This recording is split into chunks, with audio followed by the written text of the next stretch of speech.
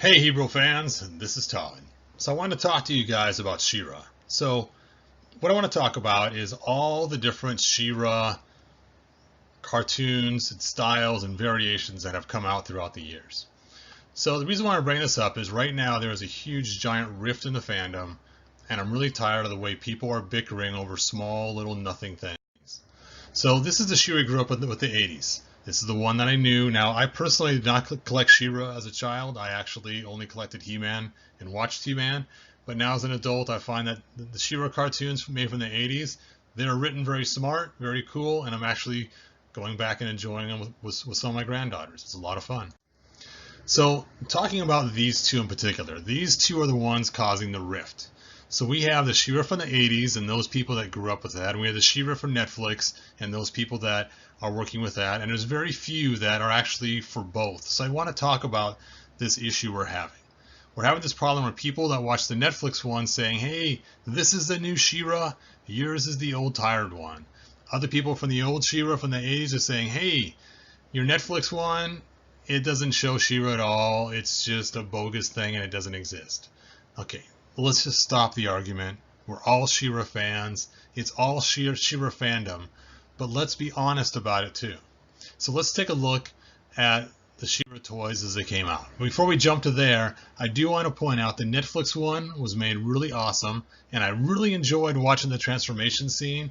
First time I saw it, I had goosebumps seeing her pull her sword out and, yell for the honor of Grayskull, and the music started playing, and it had kind of anime kind of spin around thing, and her neck grew, and it was all really cool, all exciting, and I actually really enjoyed watching the Netflix She-Ras as they came out.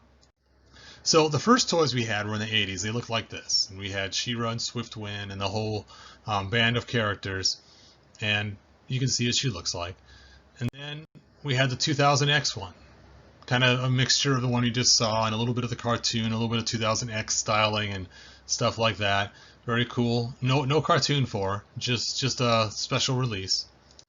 And then we had the classics, and you guys know I love the classics. And you could see we have, the original She-Ra right here, and then we have our Bubble Power She-Ra right here. And then we have, when you mix them together, then we have our new Adventure She-Ra. We have Adora, of course. Then we have the DC comic version of She-Ra. So this is kind of a mixture of all of them. It's so cool.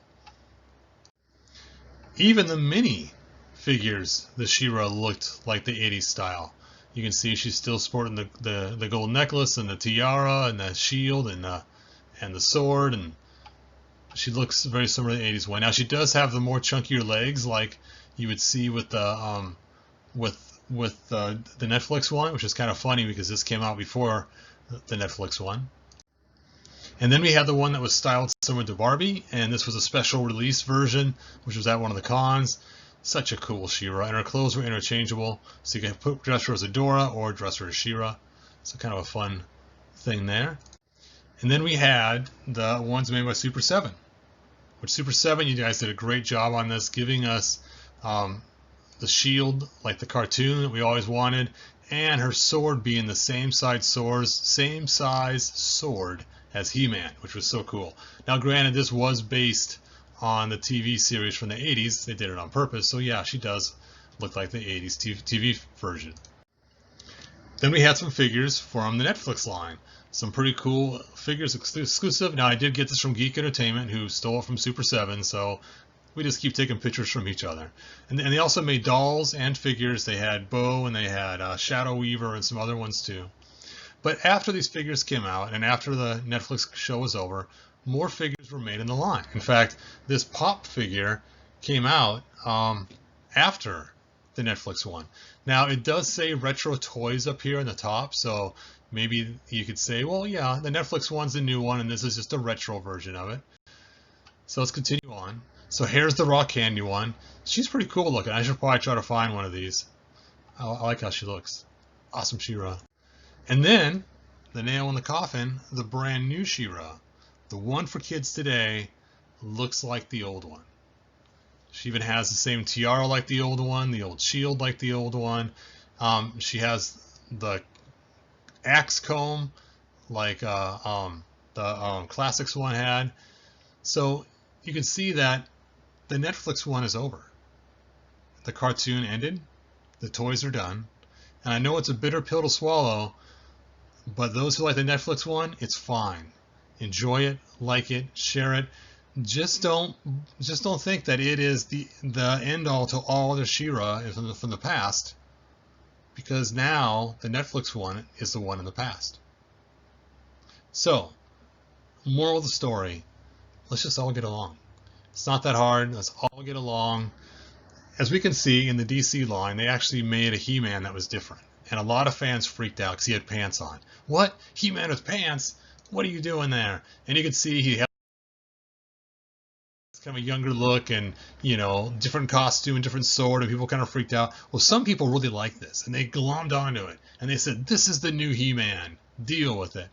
And it became a huge argument amongst the He-Man people. In fact, when they were going to make the movie, the idea of He-Man having pants in the movie kind of freaked everybody out, that he could possibly have pants.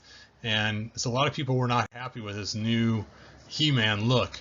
In fact, you can see we have the new 52 over here, and then we have He-Man right here, and his other Masters of the Universe, and of course he's sporting the new costume in the DC line. Now, to make this work, they decided to rethink it and create this new He-Man and the Masters of the Multiverse.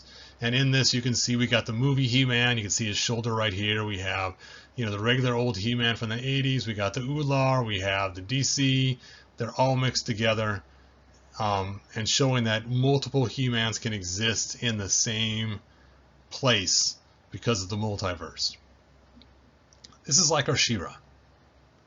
Basically, we can have different stories, and we can all get along and all share the concept of all the different